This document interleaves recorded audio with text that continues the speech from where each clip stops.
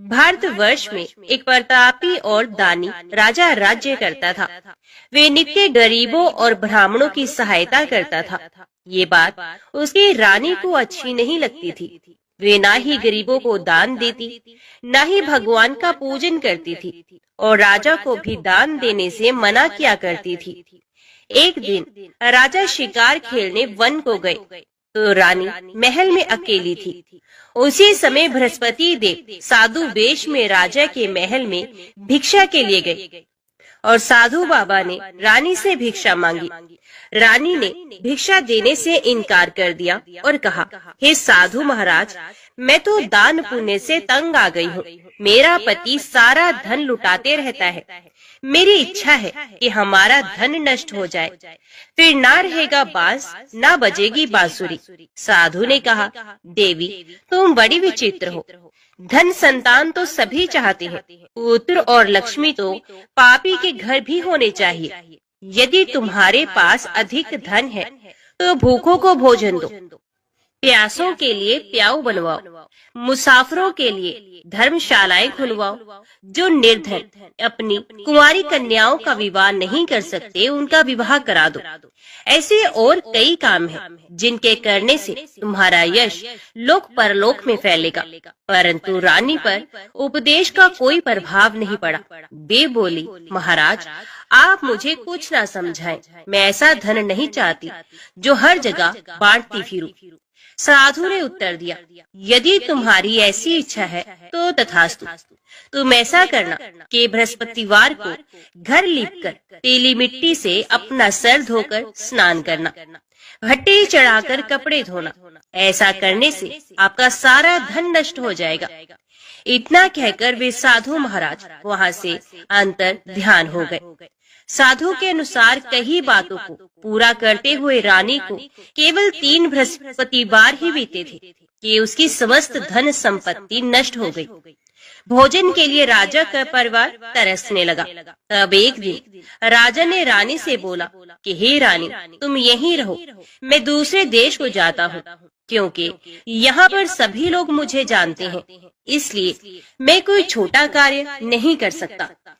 ऐसा कहकर राजा परदेश चला गया। वहाँ वे जंगल से लकड़ी काट कर लाता और शहर में बेचता। इस तरह वे अपना जीवन व्यतीत करने लगा। इधर राजा के परदेश जाते ही रानी और दासी दुखी रहने लगी। एक बार जब रानी और दासी को 7 दिन तक बिना भोजन के रहना पड़ा, तो रानी ने अपनी दासी से कहा, हे दासी, पास ही के नगर में मेरी बहन रहती है। ये बड़ी धनवान है, तो उसके पास जा और कुछ ले आ, ताकि थोड़ी बहुत गुजर बसर हो जाए। दासी रानी की बहन के पास गई। उस दिन गुरुवार था और रानी की बहन उस समय बृहस्पतिवार व्रत की कथा सुन रही थी। दासी ने रानी की बहन को अपनी रानी का संदेश दिया, लेकिन रानी की बड़ी बहन ने कोई भी उत्तर नहीं दिया।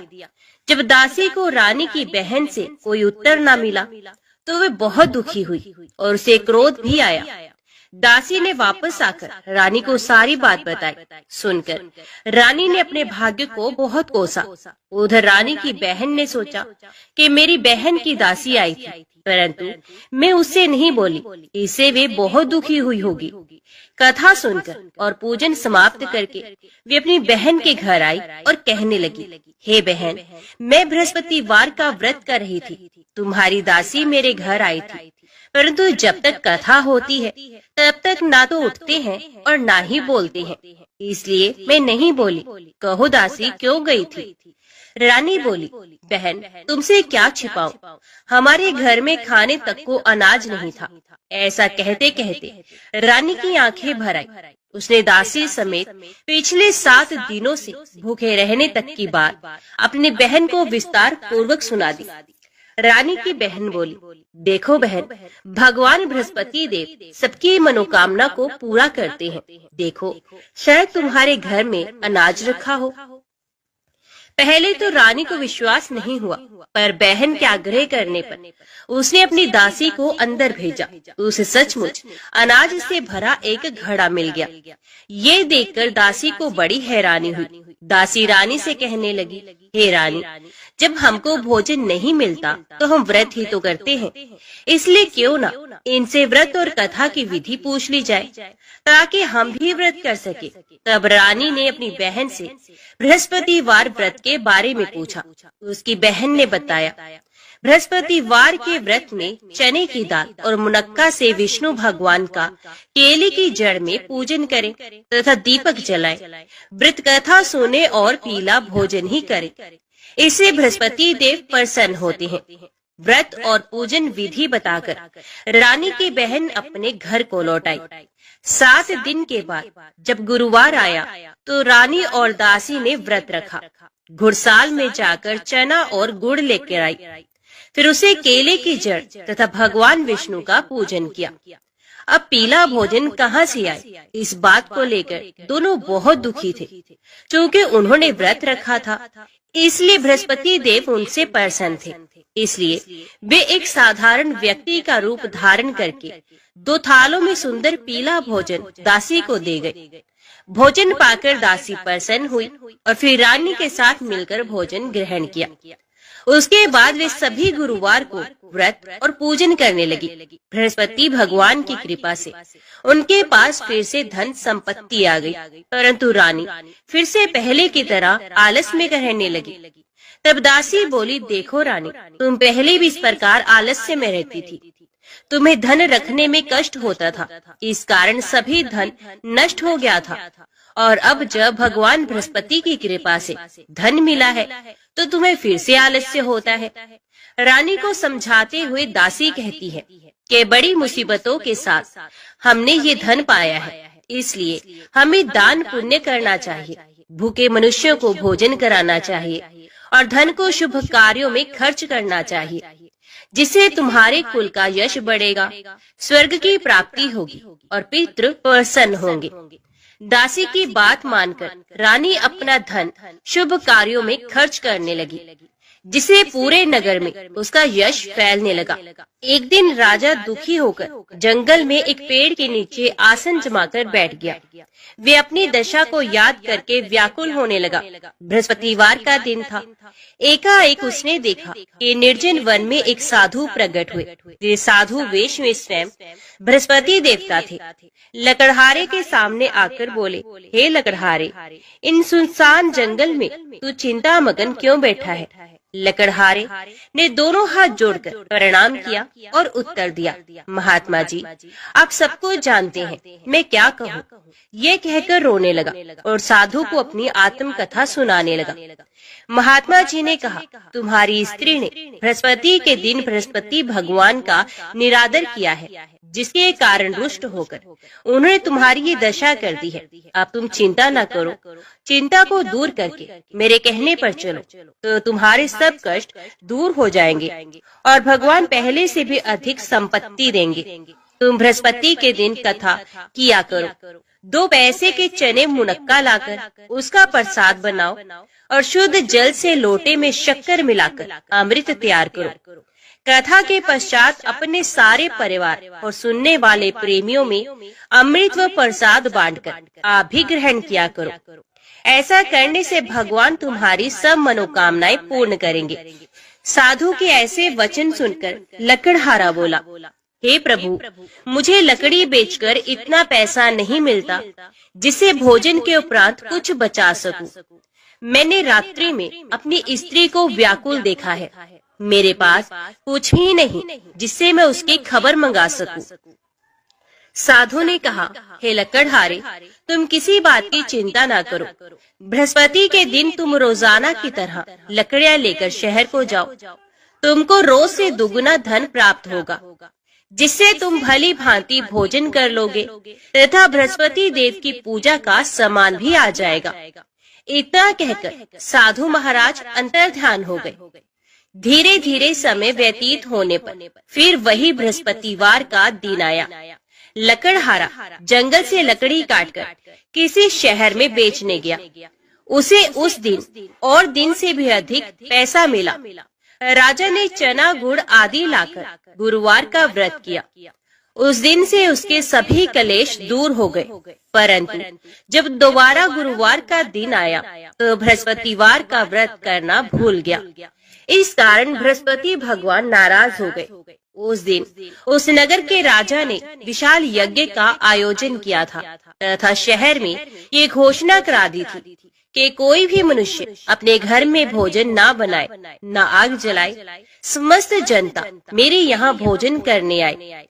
इस आज्ञा को जो ना मानेगा उसे फांसी की सजा दी जाएगी।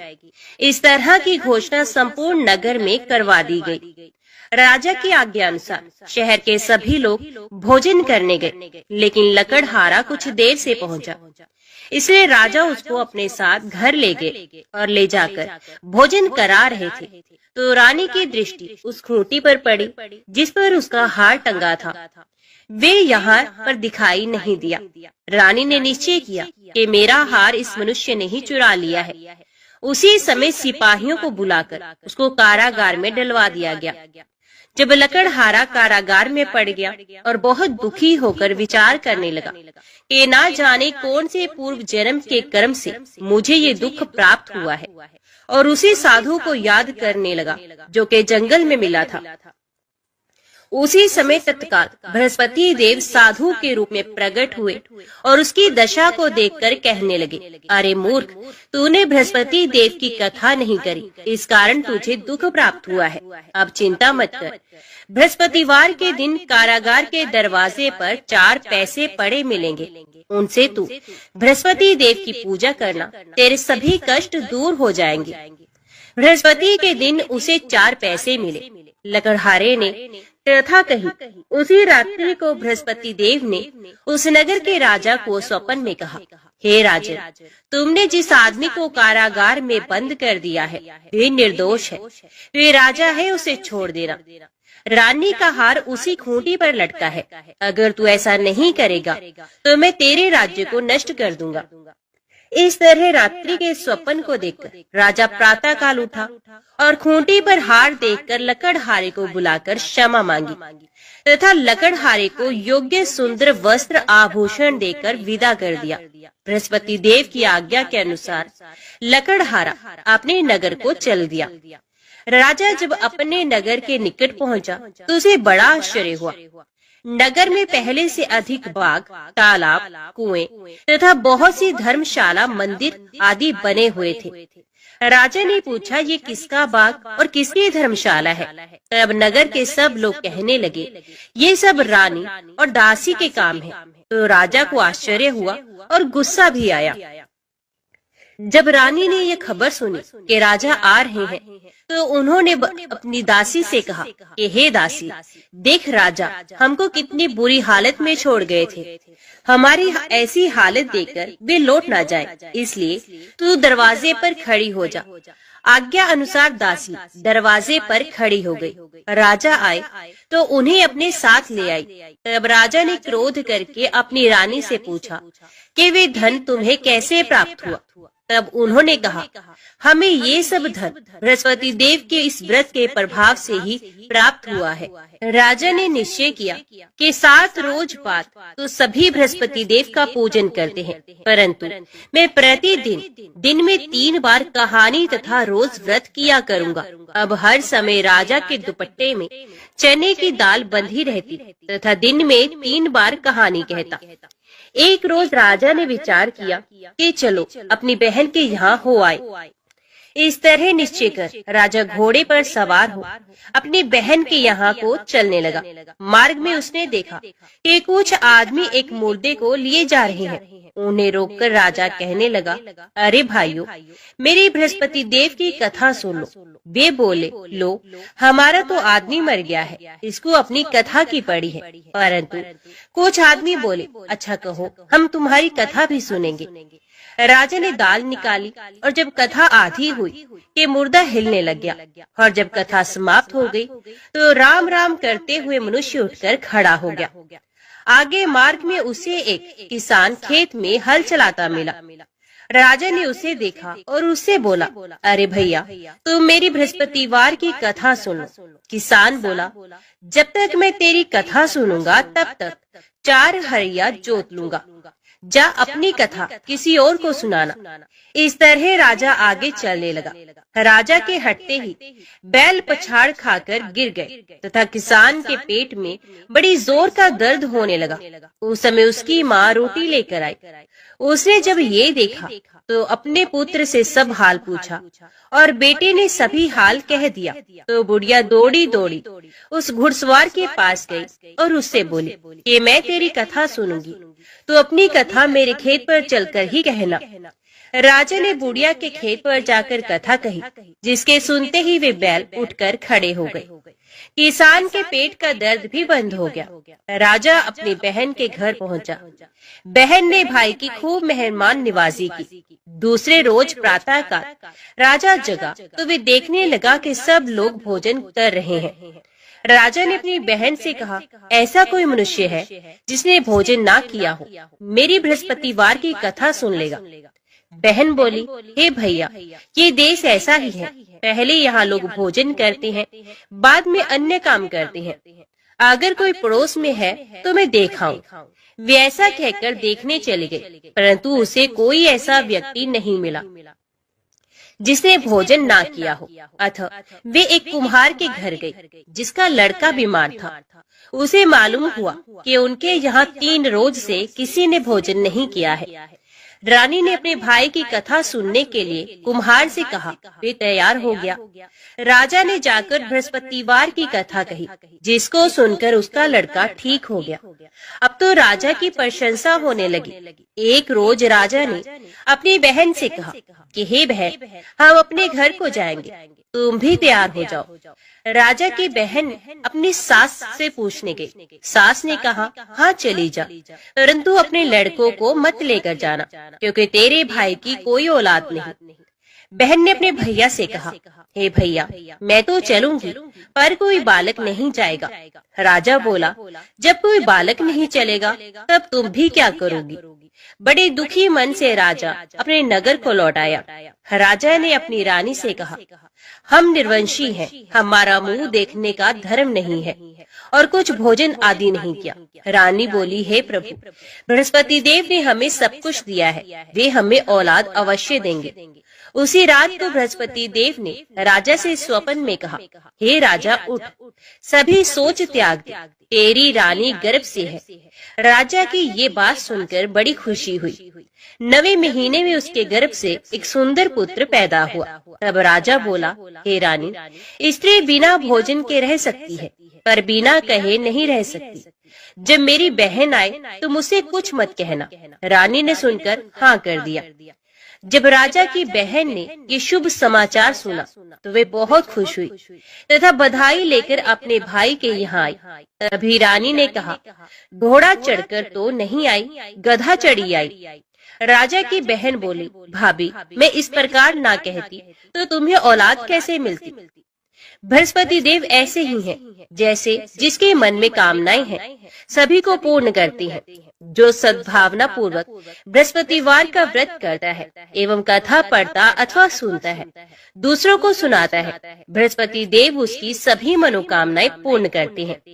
भगवान बृहस्पति देव उसकी सदैव रक्षा करते हैं। संसार में जो मनुष्य सद्भावना से भगवान जी का पूजन व्रत सच्चे हृदय से करते हैं तो उनकी सभी मनोकामनाएं पूर्ण करते हैं। जैसे सच्ची भावना से रानी और राजा ने उनकी कथा का गुणगान किया तो उनकी सभी इच्छाएं बृहस्पति देव ने पूर्ण की। इसलिए पूर्ण कथा सुनने के बाद प्रसाद लेकर ही जाना चाहिए। हृदय से उसका मनन करते हुए जयकारा बोलना चाहिए। बोलो बृहस्पति भगवान की जय। श्री लक्ष्मी नारायण भगवान की जय। चंद्रवंश में सुवीर नाम से प्रसिद्ध एक राजा हो गए हैं। दक्षिण भारत के नारायणपुर में उनकी राजधानी थी। महाराज सुवीर की रानी नंदिनी के गर्भ से एक पुत्र हुआ, जिसका नाम तोंडमान रखा गया। राजकुमार तोंडमान बड़े ही वीर थे। 5 ही वर्ष की अवस्था से उनके हृदय में भगवान विष्णु की भक्ति प्रकट हो गई थी। युवा होने पर पांडे नरेश की सुंदरी पुत्री पद्मा के साथ उनका विवाह हुआ। विभिन्न देशों की अनेक राजकुमारियों ने भी स्वयंवर सभा में उनका ही वर्ण किया था। उन्हें देवराज इंद्र की भांति रिद्धि सिद्धि एवं सुखभोग की सामग्री सुलभ थी, तो भी वे उनमें आसक्त न होकर सदा भगवान के चिंतन में ही संलग्न रहते थे। एक दिन राजकुमार तोंडमान पिता की आज्ञा से वेंकटगिरी के समीप शिकार खेलने के लिए गए। शिकार में वे वही उन्हीं हिंसक जीवों का वध करते थे जो प्रजा के लिए भय उपस्थित करने वाले थे। स्वर्णमुखरी नदी पार करके ब्रह्म ऋषि शुक और रेणुका देवी का दर्शन करते हुए तोंडमान जब पश्चिम दिशा की ओर आगे बढ़े, तब एक जगह उन्हें पंचरंगा तोता दिखाई दिया। वे देखने में बड़ा ही सुंदर था और भगवान श्रीनिवास का नाम रट रहा था। उसकी दिव्य आकृति और मधुर बोली पर राजकुमार मुग्ध हो गए और उसे पकड़ने के लिए उसका पीछा करने लगे। तोता उड़कर वेंकटाचल के शिखर पर जा पहुंचा। तोंडमान भी उसका अनुसरण करते हुए गिरिराज पर चढ़ गए, परंतु वहां वे तोता कहीं भी दिखाई नहीं दिया। पास ही में श्यामा कवन था। निषाद राज वसु, जो भगवान श्रीनिवास के अनन्य भक्त थे, उस वन की रखवाली करते थे। राजकुमार को आते देख उन्होंने उनकी अगवानी की और उन्हें प्रणाम करके विनीत भाव से दोनों हाथ जोड़कर कहा, युवराज स्वागत है, कहिए आपकी क्या सेवा करूं? राजकुमार बोले, वनेचर, इधर एक पंचरंगा तोता उड़ता हुआ आया है, क्या तुमने उसे देखा है? वे श्रीनिवास की रट लगा रहा था, मैं उसी को ढूंढ रहा हूँ, बताओ वे किधर गया है? वसु ने कहा, युवराज वे भगवान श्रीनिवास का तोता है, उसे श्रीदेवी और भूदेवी ने ही पाल पोस कर बड़ा किया है, उसे कोई पकड़ नहीं सकता। भगवान को वे शुक बहुत ही प्रिय है। अब मैं भगवान की आराधना के लिए जाता हूँ, जब तक लौट कर न आऊं तब तक आप यहीं वृक्ष के नीचे आराम कीजिए। राजा ने कहा, निषाद राज, मैं भी भगवान के दर्शन करूंगा, मुझे अपने साथ ले चलिए। वसु ने बहुत अच्छा कहकर युवराज को अपने साथ ले लिया। स्वामी पुष्करणी में युवराज सहित विधि पूर्वक स्नान करके वे दिव्य विमान में विराजमान भगवान श्रीनिवास के समीप गए। तोंडमान ने देखा, बिल वृक्ष के नीचे भगवान का दिव्य विमान प्रकाशित हो रहा है, उसके भीतर भगवान श्रीनिवास विराज रहे हैं। परम सुंदरी श्री देवी और भूदेवी उनकी सेवा में संलग्न है। उनके श्री अंगों की श्यामलता अलसी के फूल से सुशोभित हो रही है। नेत्र खिले हुए कमल दल की भांति सुंदर एवं विशाल है। 4 भुजाएं थी। भगवान के अंग अंग से उदारता प्रकट हो रही थी। उनके मुखार विंद पर मंद मंद मुस्कुराहट की छटा मन को मोह लेती थी। श्री अंगों पर पीतांबर की अपूर्व शोभा थी। शंख चक्र आदि आयुध मूर्तिमान होकर भगवान की सेवा कर रहे थे। युवराज भगवान का यह अद्भुत स्वरूप देखकर मुग्ध हो गए और उन्होंने अपना तन मन धन एवं जीवन उन्हीं के चरणों में न्यौछावर कर दिया। उन दिनों वहां गए हुए सभी बड़भागी भक्तों को उनके प्रत्यक्ष दर्शन होते थे। निषाद राज ने भगवान का पूजन करके उन्हें मधु मिश्र सामा का भात निवेदन किया और प्रसाद लेकर राजकुमार के साथ वे पुनः अपनी कुटी पर लौट आए। रात में उनकी कुटी पर रहकर राजकुमार ने सत्संग का सुख उठाया और प्रातः काल सेवकों सहित अपने नगर को प्रस्थान किया। मार्ग में उन्हें शुक मुनि तथा रेणुका देवी का भी कृपा प्रसाद प्राप्त हुआ। कुछ दिनों बाद राजा सुवीर ने अपने पुत्र को राज्य दे स्वयं वनप्रस्थ आश्रम ग्रहण किया। महाराज तोंडमान धर्मपूर्वक प्रजा का पालन करते हुए भगवान की आराधना में तत्पर रहने लगे। एक दिन निषाद राज वसु राजद्वार पर उपस्थित हुए। सूचना पाकर महाराज ने उन्हें दरबार में बुलाया और स्वागत सत्कार करके पूछा, निषाद राज कैसे पधारे हैं? वसु ने कहा, राजन, मैंने वन में एक बड़े आश्चर्य की बात देखी है। रात में एक श्वेत रंग का वरहा आकर मेरा सामा चढ़ने लगा है। ये देख मैंने हाथ में धनुष लेकर उसका पीछा किया।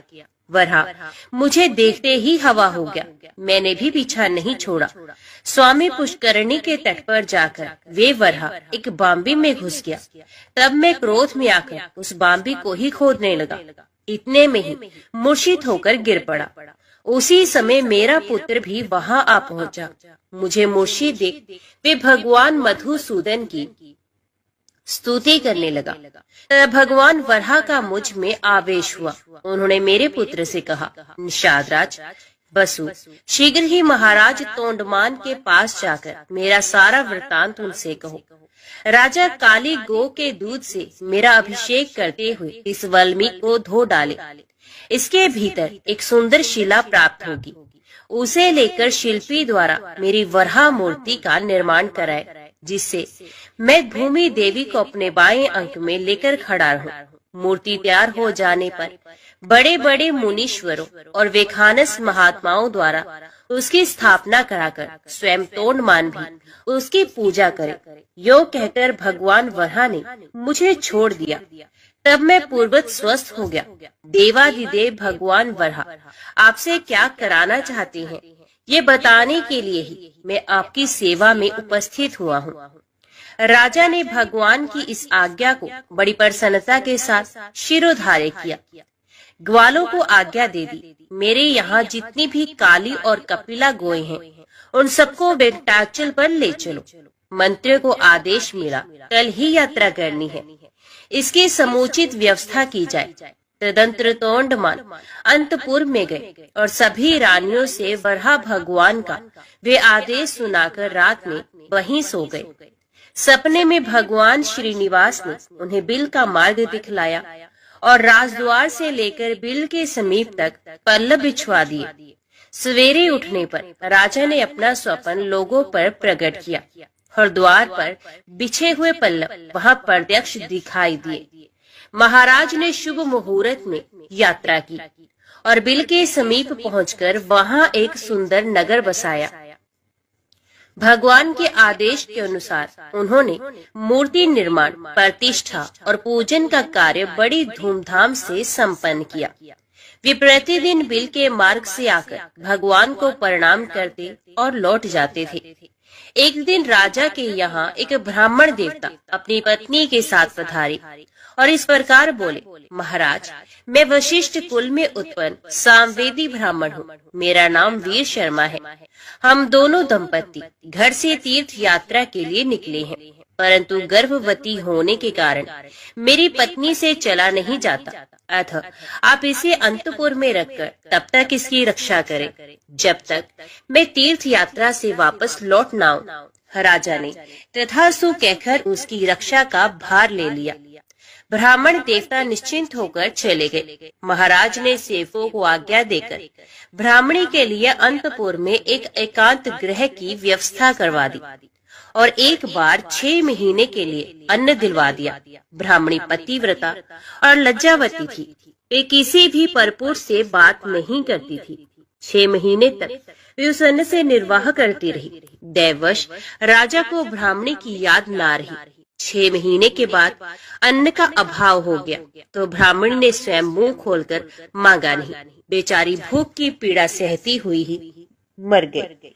ब्राह्मण देवता तीर्थ यात्रा पूरी करके पूरे 2 वर्ष बाद वापस लौटे। तब तक ब्राह्मणी के एकांत निवास में कोई नहीं गया था। ब्राह्मण ने महाराज के दरबार में उपस्थित हो गंगा जल से भरी हुई एक शीशी भेंट की और अपनी पत्नी का कुशल समाचार पूछा। महाराज को अब याद आई। वे शंकित होकर अंतपुर में गए। ब्राह्मणी की मृत्यु हो चुकी है ये जानकर वे चुपचाप बिल के मार्ग से भगवान श्रीनिवास के समीप वेंकटाचल पर चले गए और भगवान से सब समाचार कह सुनाया। भक्त वत्सल प्रभु ने देखा राजा तोंडमान भ्रमशाप से भयभीत है। तब उन्हें सांत्वना देते हुए उनसे कहने लगे, राजन, यहाँ से पूर्व भाग में जो अस्थि सरोवर है उसी में द्वादशी तिथि को आकर ब्राह्मणी के शव को स्नान कराओ, वे जीवित हो जाएगी। भगवान श्रीनिवास का ये वचन सुनकर राजा अपने नगर में आए। फिर अपनी रानियों तथा ब्राह्मणों के शव को भी अलग अलग डोलियों में बिठाकर भगवान का दर्शन करने के ब्यास से चले। अस्थि सरोवर में पहुंचकर उन्होंने रानियों को स्नान करने की आज्ञा दी। रानियों ने स्वयं स्नान करते समय ब्राह्मणी के शव को भी उस सरोवर के जल में डाल दिया। भगवान की कृपा से वे जी उठी, उसके सभी अंग पूर्वत हो गए। तत्पश्चात ब्राह्मणी रानियों के साथ सरोवर से बाहर आई और तीर्थ यात्रा से लौटे हुए अपने पूज्य पति से प्रसन्नता पूर्वक मिली। राजा ने बहुत धन देकर ब्राह्मण दंपत्ति को आदर पूर्वक विदा किया।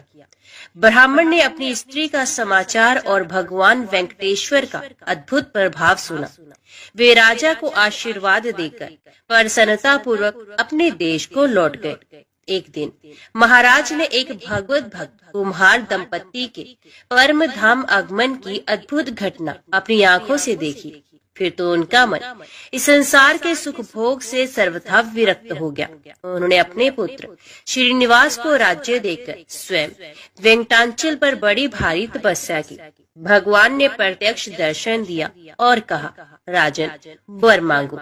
राजा ने भगवान के नित्य धाम में रहकर उनकी सेवा का सौभाग्य मांगा। भगवान ने एवं वस्तु कहकर भक्त को अनुग्रहित किया। राजा ने प्रभु के चरणों में साष्टांग प्रणाम करके इस नश्वर देह को त्याग दिया और विष्णु सारूप्य प्राप्त करके दिव्य विमान पर जा बैठे। उस समय देवता और गंधर्व आकाश से फूलों की वृष्टि करते हुए उनके सौभाग्य की भूरी भूरी प्रशंसा करने लगे। इस प्रकार राजा तोंडमान ने अपनी अनन्य भक्ति के प्रभाव से भक्त वत्सल श्री हरि का जरा मृत्यु रहित पुनरावृत्ति शून्य वैकुंठ धाम प्राप्त किया। तो बोलो लक्ष्मी नारायण भगवान ने की जय।